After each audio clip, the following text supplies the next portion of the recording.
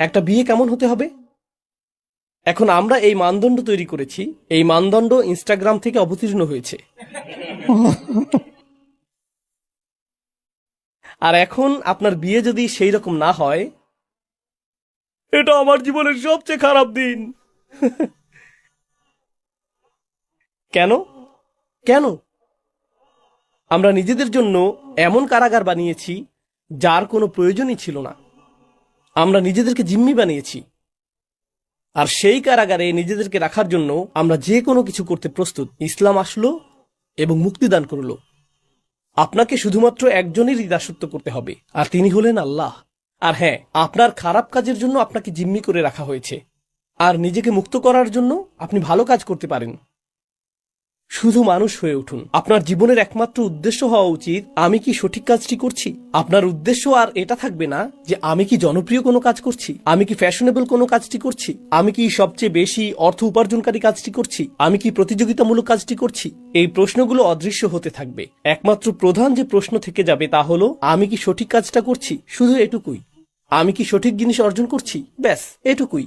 কি অসাধারণ এক বিশ্ব দর্শন! আর এটাই স্বাধীনতা। আমি সঠিক কাজটি করতে স্বাধীন। যখন অন্যেরা সবাই কারাগারে রয়েছে, তারা আমার উপর চাপিয়ে দিতে পারে না। এমনকি সেই মেয়েরা যাদের বিষয়ে সেদিন কথা হচ্ছিল, এক তরুণী ইনফ্লুয়েন্সার নারীদের ব্যাপারে বলছিল যারা পর্দা ত্যাগ করেছে, ইত্যাদি ইত্যাদি। তারা কি অন্যদের চোখ আর মতামতের কারাগারে বন্দী নয়, এবং এর দ্বারা প্রভাবিত হয়েই পর্দাহীনতার সিদ্ধান্ত নেয় না? একমাত্র কারাগার, একমাত্র আত্মসমর্পণ যা আমাদের মেনে নেওয়া উচিত, তা হলো আল্লাহর কাছে আত্মসমর্পণ। আর আমি আপনাদের বলছি, কুরআনের দর্শন সত্যিই অসাধারণ। আমরা নিজেদেরকে আল্লাহর দাস বলে থাকি, আর কুরআন বর্ণনা করছে আপনি কোনো না কোনো কিছুর দাস হবেনই, কিন্তু সিদ্ধান্ত আপনার যে আপনি কিসের দাস হবেন। আপনি হবেন ফ্যাশনের দাস, টাকার দাস, মানুষের দাস, সংস্কৃতির দাস, মানদণ্ডের দাস, জনপ্রিয়তার দাস, আপনার অহংকারের দাস, অথবা আল্লাহর দাস। আপনি যদি আল্লাহকে মেনে না নেন, তবে অন্য কিছুর দাসে পরিণত হবেন। কিন্তু যদি আল্লাহকে বেছে নেন, অন্য সকল দাসত্ব থেকে আপনি মুক্তি পাবেন। এটাই স্বাধীনতা। এটা আপনাকে অন্য সব কিছু থেকে মুক্ত করবে। একেই সত্যিকার অর্থে বলা হয় শৃঙ্খল ভাঙা।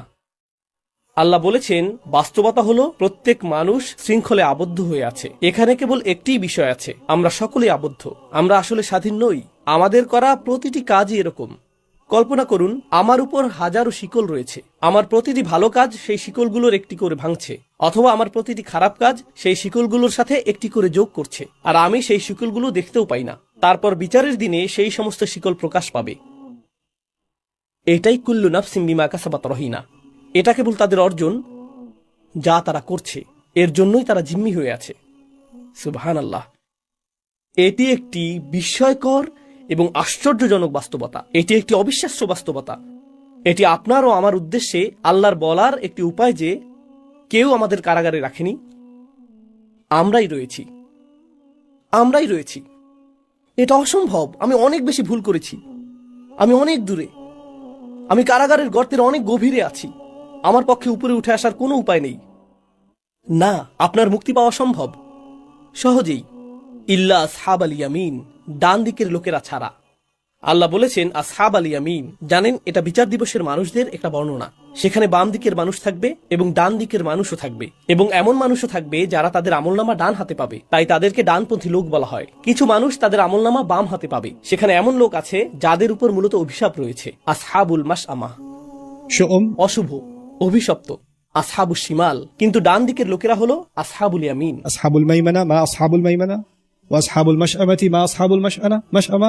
কিন্তু ইয়ামিনের আরো একটা অর্থ আছে। আরবিতে ইয়ামিন বলতে শপথ বোঝানো হয়।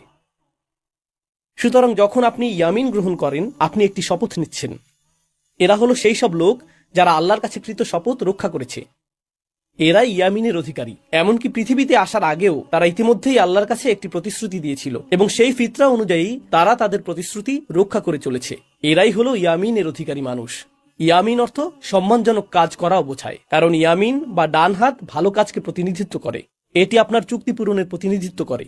ডান হাতকে আপনি চুক্তি করার জন্য নির্ভরযোগ্যতা প্রদর্শনের কর্মর্দন করতে ব্যবহার করেন। আপনি ডান হাত মিলিয়েছেন মানে হলো আপনি এখন এর জন্য দায়ী, আপনি এর উপযুক্ত।